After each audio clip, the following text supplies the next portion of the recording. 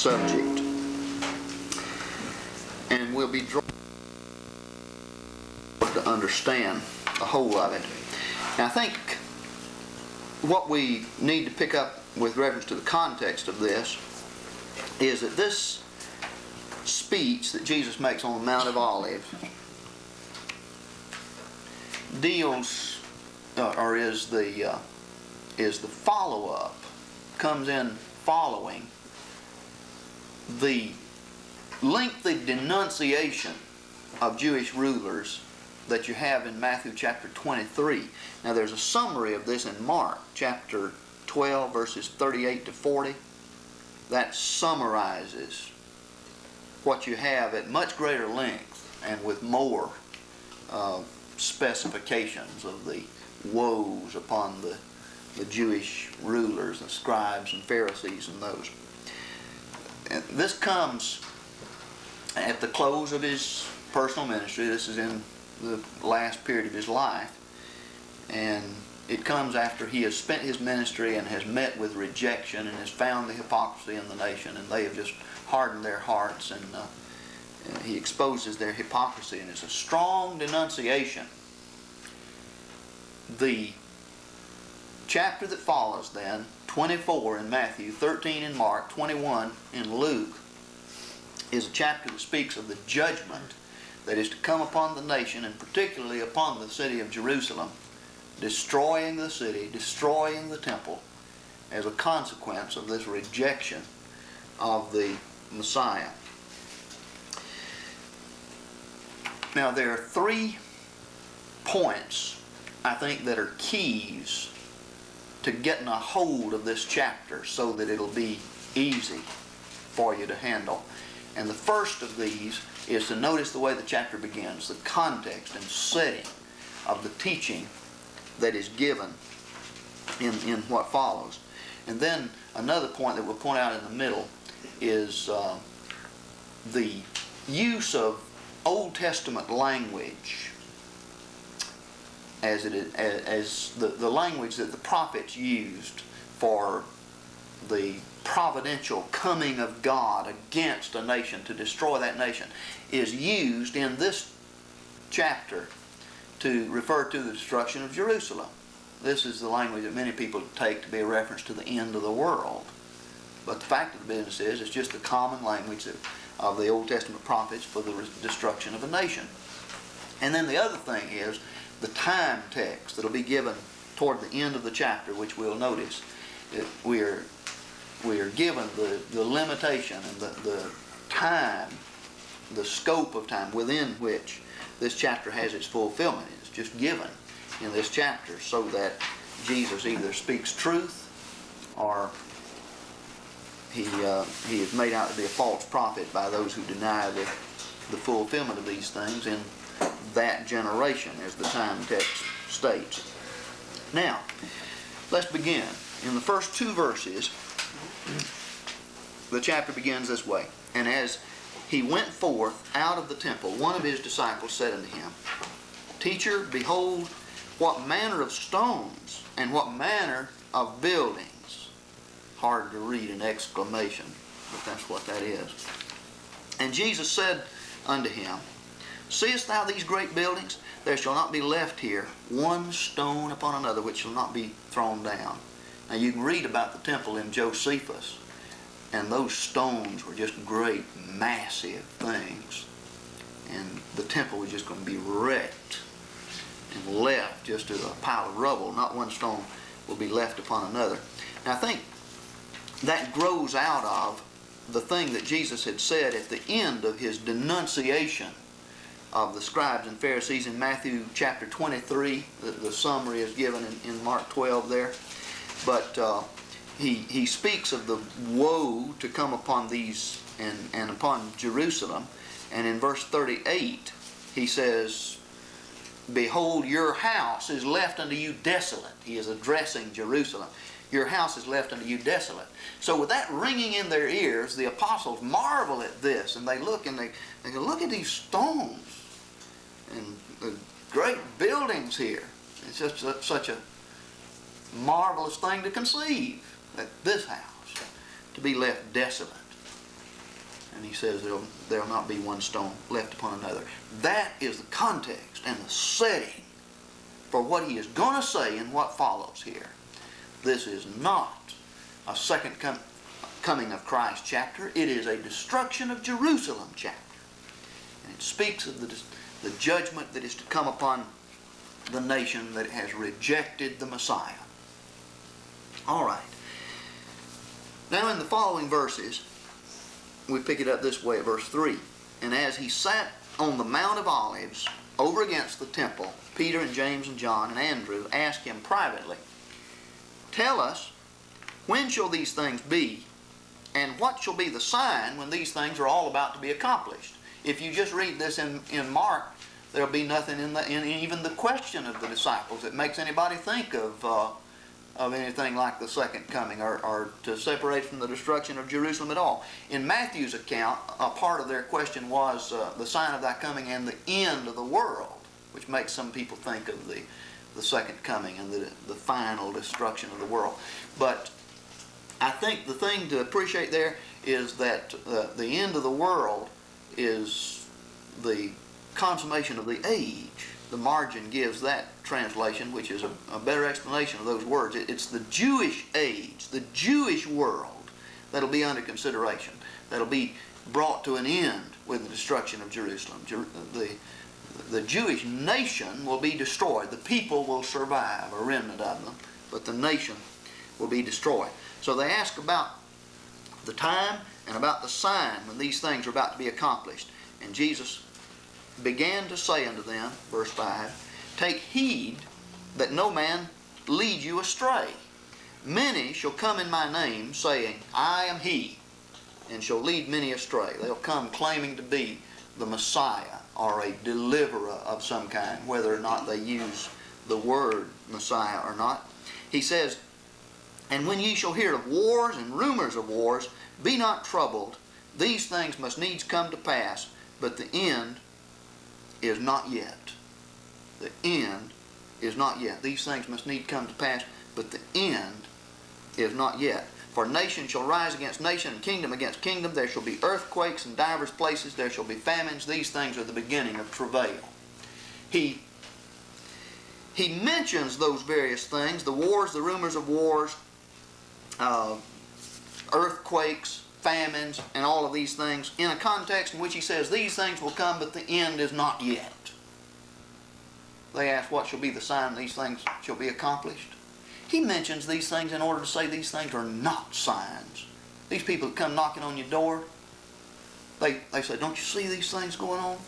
All these earthquakes and an unusual number of them and famines and wars and all of this. Never been such thing."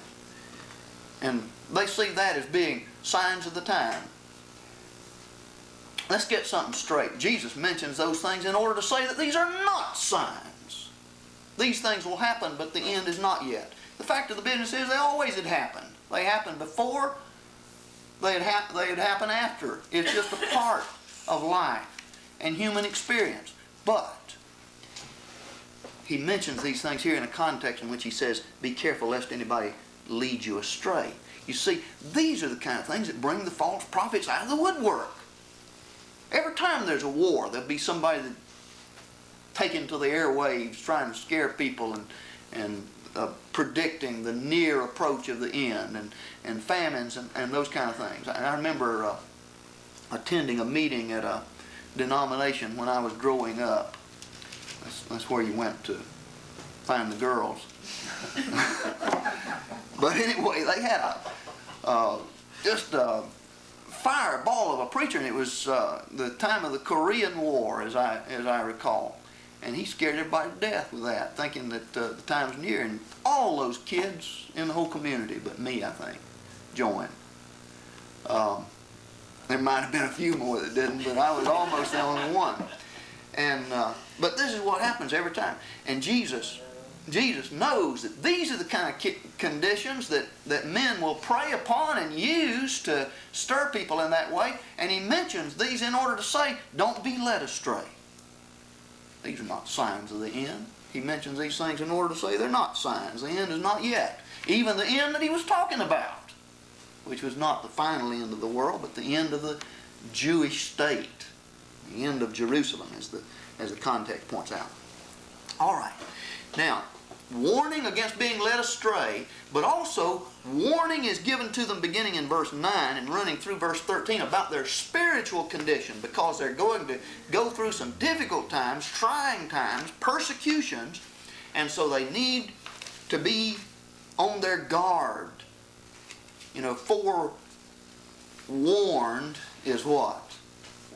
Is forearmed. And so he tells them about these things in advance. Then they won't be knocked off their feet when these things come. But take heed to yourselves, for they shall deliver you up to councils, and in synagogues shall you be beaten, and before governors and kings shall you stand for my sake, for a testimony unto them. You'll find all this in the book of Acts. The councils and synagogues, that's associated with what people?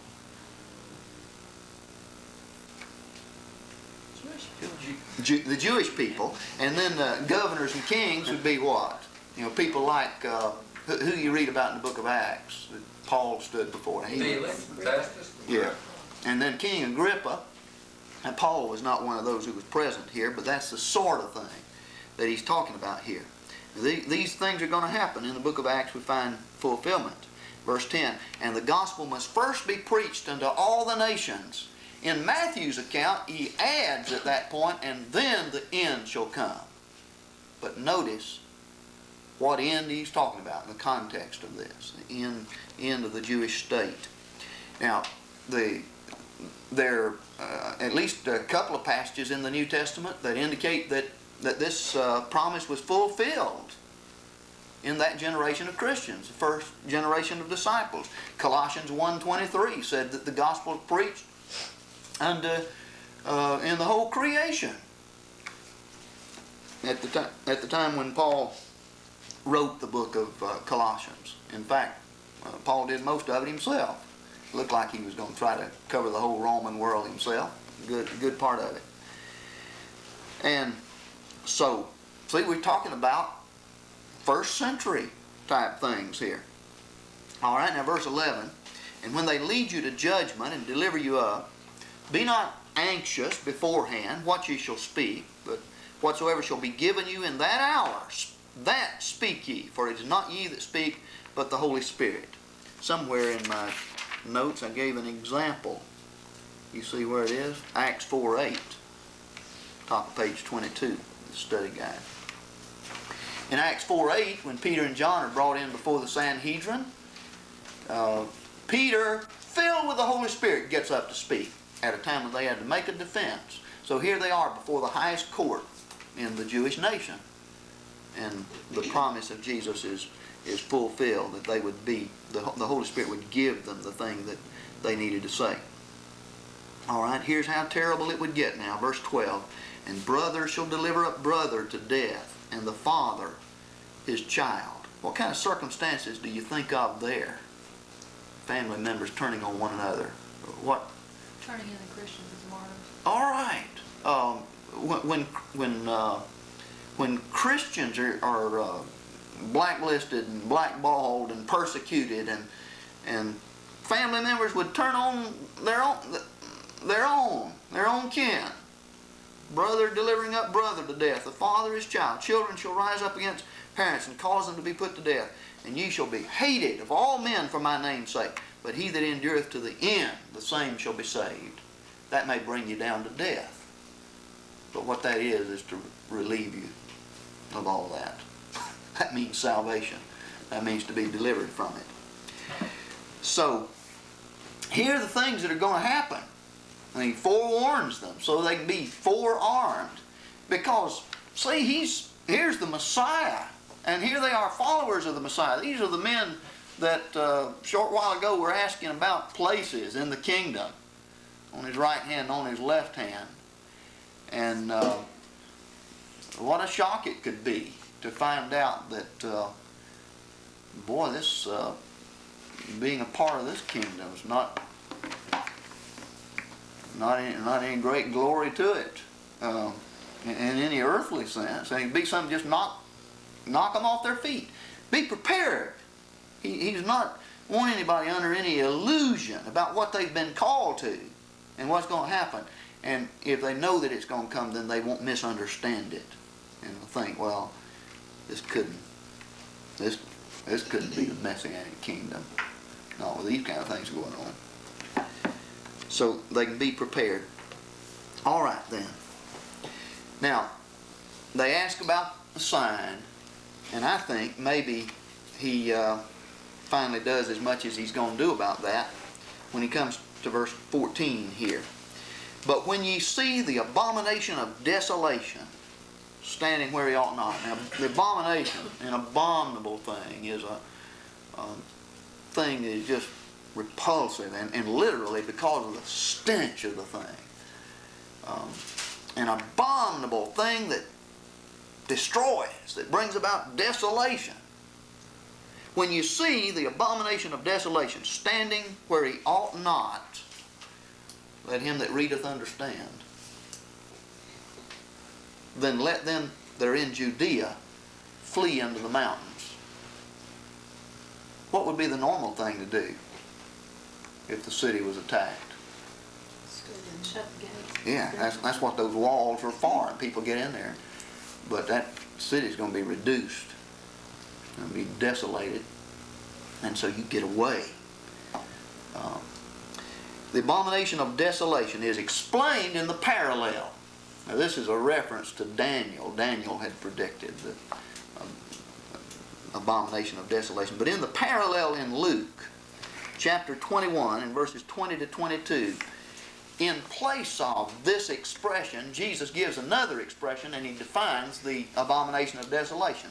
Who's there that can tell us what the definition is or what the application? When you see Jerusalem compassed with armies, then know it that the desolation thereof is nigh. Okay, when you see the city compassed about with armies, and in the context, you got this same context, don't you? Mm-hmm. What is it before and after it that? It begins by saying, "You be betrayed by parents and brethren and so you see it's the same passage. It's the same passage, and but in Mark he says, and in Matthew also, when you see the abomination of desolation, but in Luke at that place he says when you see the city compassed about with armies. So, and the following thing is even more vivid, because both places he says, "Then let them that are Judea flee to the mountains." Okay, all right.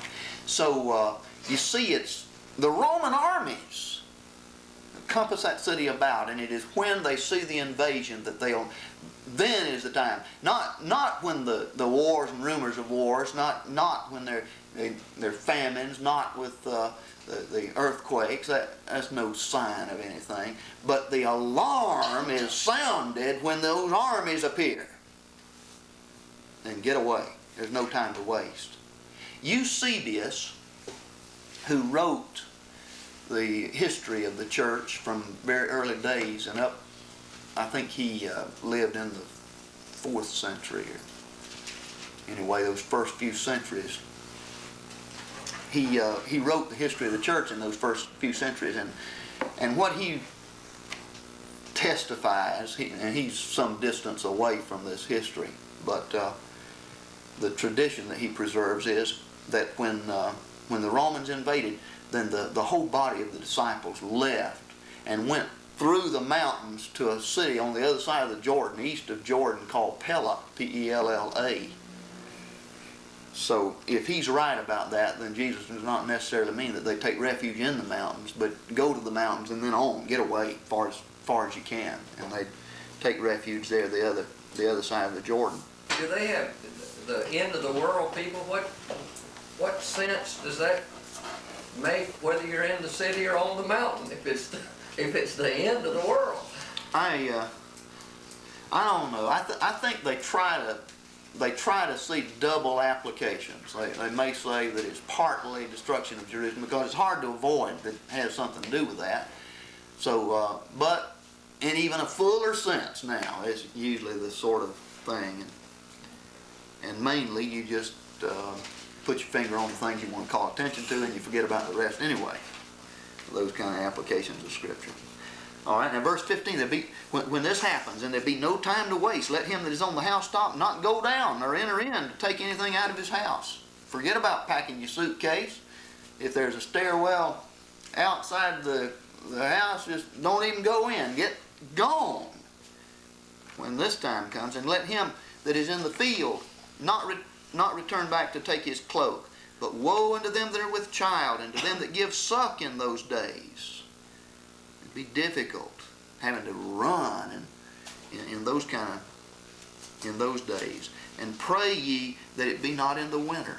Another difficulty. For those days shall be tribulation, such as there hath not been not been the light from the beginning of the creation, which God created until now, and never shall be.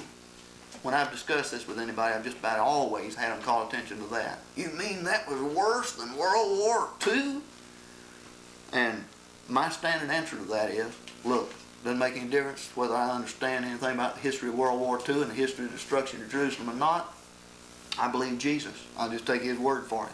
And I believe this is the thing that we need to do. I'm not going to call him a liar. You can say that something beyond that generation was worse if you want to, but understand who you are. You are an unbeliever when you do it. You calling the Lord a liar and a false prophet.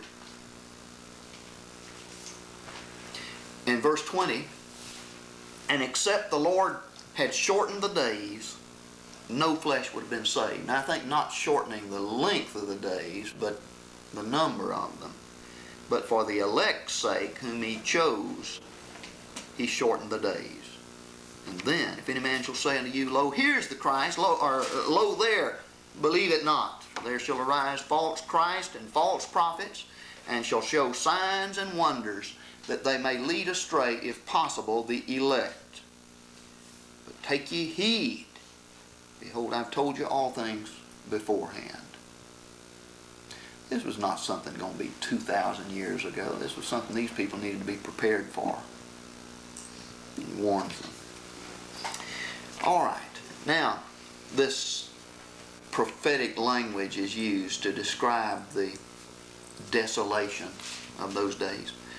But in those days, after that tribulation, the sun shall be darkened, and the moon shall not give her light, and the stars shall be falling from heaven, and the powers that are in the heavens shall be shaken.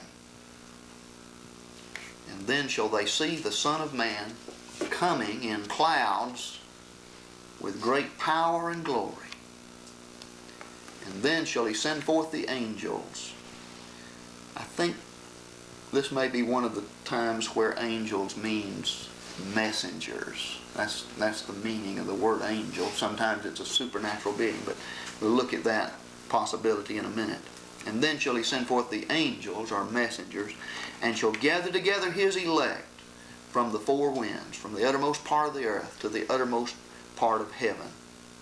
Now before we try to discuss that, I want to go on to the next passage, which gives us the time text and shows us, no matter whether we can explain that language or not, shows us the time when you're to look for the fulfillment of it.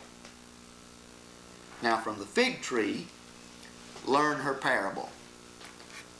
When her branch is now become tender and putteth forth its leaves, you know that the summer is nigh. Even so ye also, when ye see these things coming to pass, know ye that he is nigh, even at the doors. Verily I say unto you, this generation shall not pass away until all these things be accomplished. Heaven and earth shall pass away, but my words shall not pass away. I've had people sometimes ask about that, whether he was not associating the passing of the heavens and earth with the thing that happened there. But the fact of the business is he's not talking about the time the heaven and earth would pass away. He's talking about the certainty of his words. That must be for the singer. Yeah. Caught by surprise. Okay.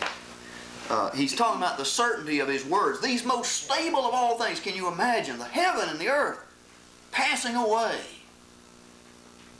There's no Nobody living today saw the beginning of those things. They've been ages and ages and ages. They'll pass away. But His Word has a permanence and a stability that is greater than the heavens and the earth. It's the certainty of His Word. This is not a time matter. It's not saying that all this happens and the heavens and earth pass away in connection with it. But even though these things may pass away, His words will not pass away. That's the point. But of that day or that hour knoweth no one, not even the angels in heaven, neither the Son, but the Father.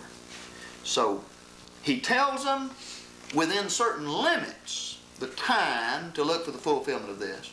It'll be within this generation. This generation shall not pass away until all these things be accomplished. But beyond that, there's no indicating of that day or that hour. Knoweth no one, not even the angels in heaven, neither the Son, but the Father. So, this is the third of the important points.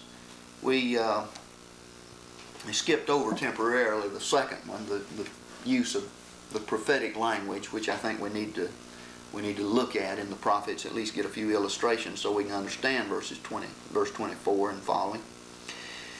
But the third point is this time text in verse 30. This generation shall not pass away until all these things be accomplished. So I think this is the thing that we need to nail down. And once you get a grasp of that, it simplifies the explanation of this whole chapter. When you talk with speculators and futurists and all of those that make such use of this as something that is yet to take place. Jesus said it would all be done before that generation was gone. Now, let's understand that word. It just means what you think it means. This is the difficult thing for folk that want to apply this chapter to the second coming. So they got to try every kind of an expedient in the world to try to explain this generation so it means something other than what it seems to mean. But it just means what it seems to mean. And all you got to do is just take your concordance out and gather up the uses. And for example, look at the way Matthew begins. It's just full of the book of the generation of Jesus Christ, verse 1, and then look at his genealogy that's given all through from verse 2 and on through several verses there, and then at verse 17. So all the generations from Abraham unto David are 14 generations, and from David unto the carrying away to Babylon, 14 generations, and from the carrying away to Babylon unto the Christ, 14 generations. Read a passage like that and you'll understand what generations means. It is the people that are living at one time. That's usually the way the lexicons explain the word. Now, there are other places, other parallels. You can just gather up plenty of uses of this word to show that application of it.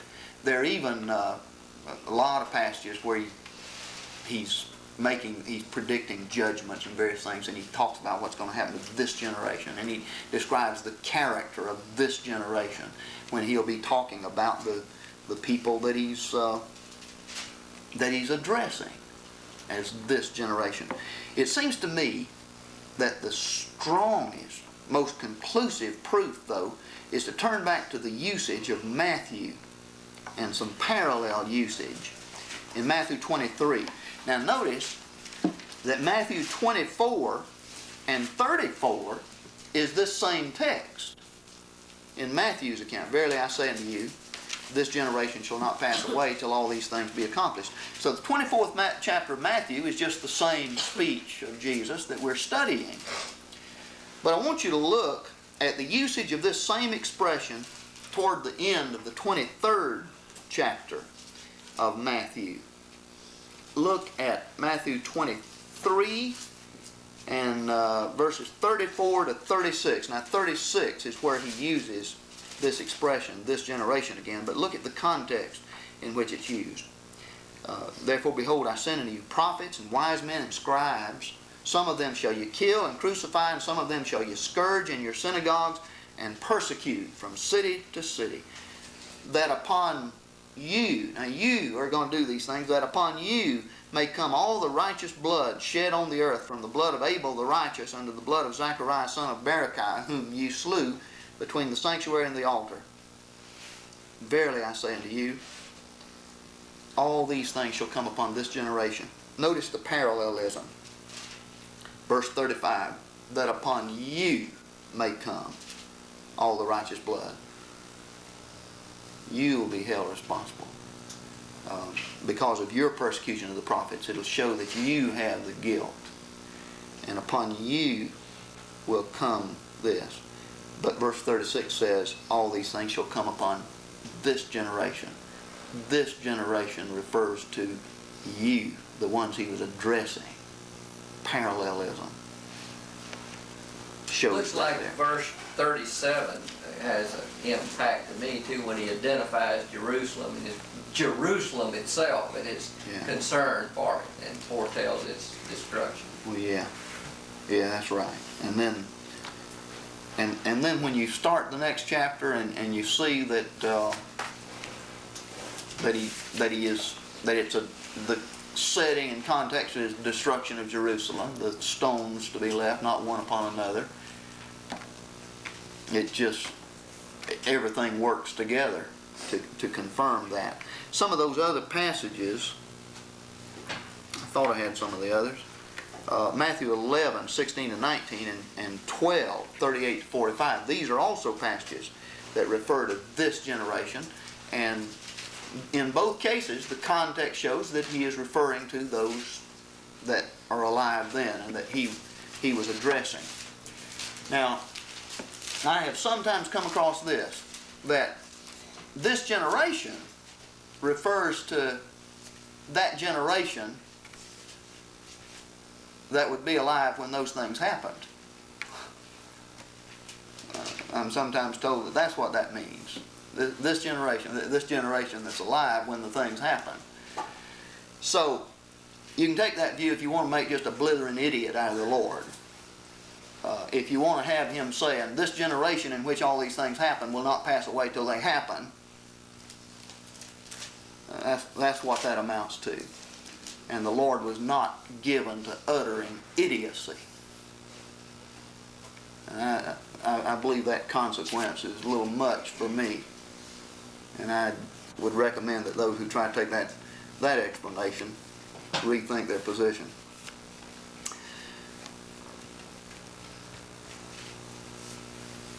Okay, so listen, no matter whether you can explain all this language or not, this about the sun being dark and the moon not giving her light, all that other language, no matter whether you explain that or not, let's believe Jesus.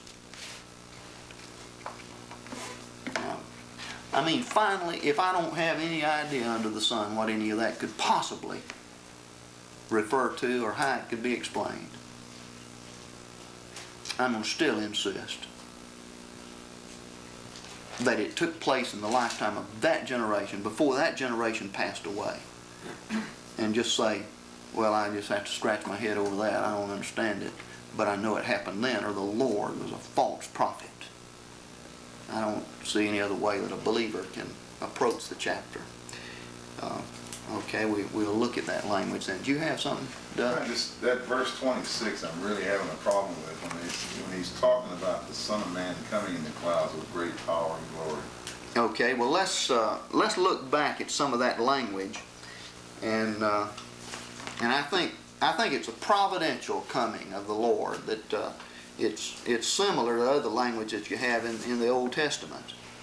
But let's go back to some of these. It's the list of passages that I have there in the middle of page 22, Isaiah 13 and some. These are just samples of this kind of language. Now, there are many other Old Testament passages, but this will give a sample of the way the prophets wrote about a certain kind of event. Let's look at Isaiah chapter 13 and verse 10. See, it's the same language. The stars of heaven and the constellations thereof shall not give their light. But look at the context of this. Verse 1, the burden of Babylon, which Isaiah the son of Amoz did see. So a weighty message of judgment about the destruction of Babylon, the destruction that's going to come upon Babylon, is the subject of this chapter. And in describing it, verse 6 says, Wail ye, for the day of Jehovah is at hand, as destruction from the Almighty shall it come. And then verse 9, Behold, the day of Jehovah cometh, cruel with wrath and fierce anger, to make the land a desolation, and to destroy the sinners thereof out of it. For the stars of heaven and the constellations thereof shall not give their light. The sun shall be darkened in its going forth, and the moon shall not cause its light to shine. And I will punish the world for their evil, and so on. Now pick up another passage a little later on that help you to see the... Well, let me get verse 13.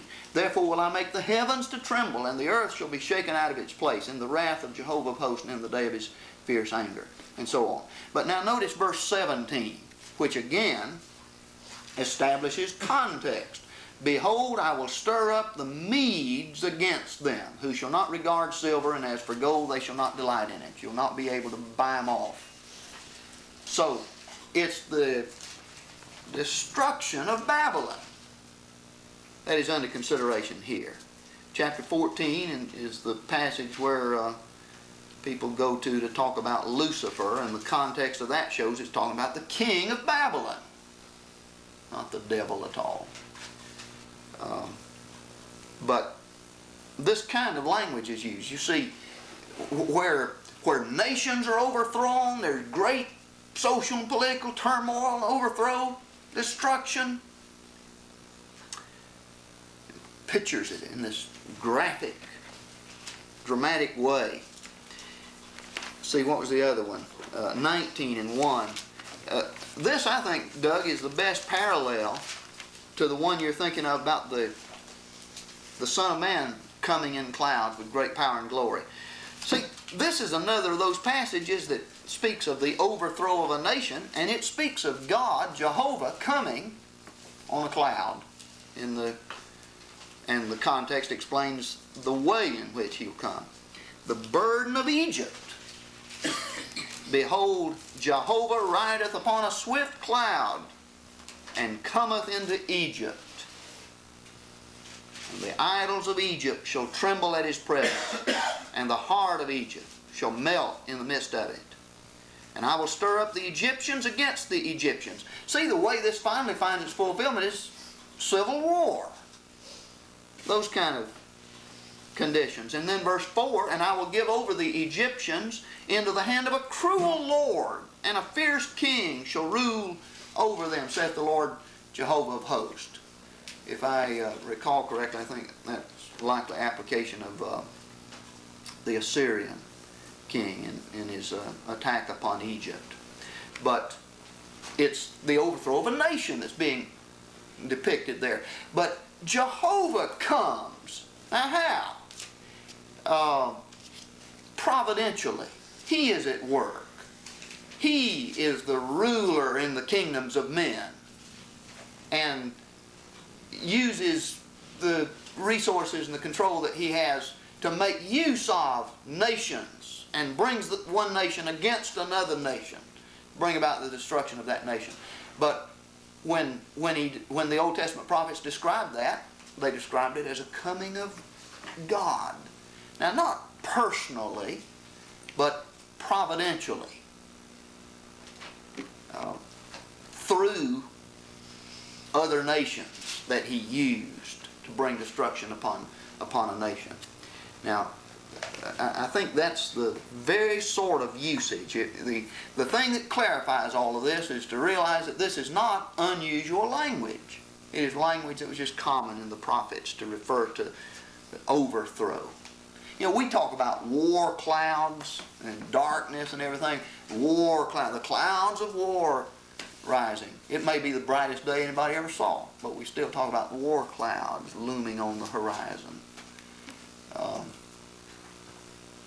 It's figurative expression, and everybody understands what is meant by that. Well, there are others. Ezekiel 32, 7 and 8, is another one. Isaiah 34. Let's look at Isaiah since we're close to that. 34 and verse 4 is, if you notice the context here, a prophecy of judgment to come upon Edom. And all the host of heaven shall be dissolved, and the heavens shall be rolled together as a scroll, and all their hosts shall fade away as the leaf fadeth from off the vine, and as a fading leaf from the fig tree. For my sword hath drunk its fill in heaven. Behold, it shall come down upon Edom. My sword, God says. I think he's talking about his purpose to destroy Edom. It's drunk its fill in heaven. That is his purpose. And it'll come down on earth upon Edom. All right. We've got to pick up a few other details here. I think that verse 27 may refer to the gathering of the elect through the preaching of the gospel that was that followed the fall of the Jewish nation. See, the great enemy and the great restraint in many ways upon the preaching of the gospel was the Jewish nation. And even when Paul went into pagan places, the people that stirred up even the pagans against him were Jews. You just find that again and again in the history of Paul's preaching in the book of Acts as he goes from place to place. So it seems likely that this is what this is referring to, an extensive, free preaching of the gospel that's made possible when this nation falls, when the city of Jerusalem is destroyed. And that surely makes it clear that God is done with that nation and that age is gone when that happens in 70 AD. And so there's just an expansion of the gospel and a gathering of the elect. And the word angels might just refer here to messengers. And sometimes it does in the New Testament. In Matthew 11 and 10 it refers to John the Baptist. It's the same word, angelos, in Greek, but it's translated messenger there, and it's referring to John the Baptist as a human messenger. All right. And so there's the prediction, and he closes the chapter now with the warning to his disciples, both to those who heard him immediately and to all of them, as we see at the end. Take ye heed, watch and pray, for you know not when the time is. It is as when a man sojourning in another country, having left his house and given authority to his servants, to each one his work, commandeth also the porter to watch. Watch, therefore, for you know not when the Lord of the house cometh, whether at even or at midnight or at cock crowing or in the morning. Now watch, lest coming suddenly he find you sleeping. And what I say unto you, I say unto all. Watch. No trouble picking up the key word of that paragraph, is it? Be on your guard. Don't be sleeping. I've tried to point out 3 keys that I think are most helpful in fixing the application of this chapter. One is the context and setting with which we begin. Now, if there's nothing, if you don't find any reason otherwise, just the opening verses would fix it with the destruction of Jerusalem. And the second thing then is the use of this prophetic language, verse 24 and 25, the use of the prophet's prophetic type language as used there to describe the passing of a nation, the fall of a nation. And the third thing is the time text, verse 30, which fixes the time. Those, I believe, are the keys that greatly simplify this passage and will enable us all to deal with it. Okay, time is up.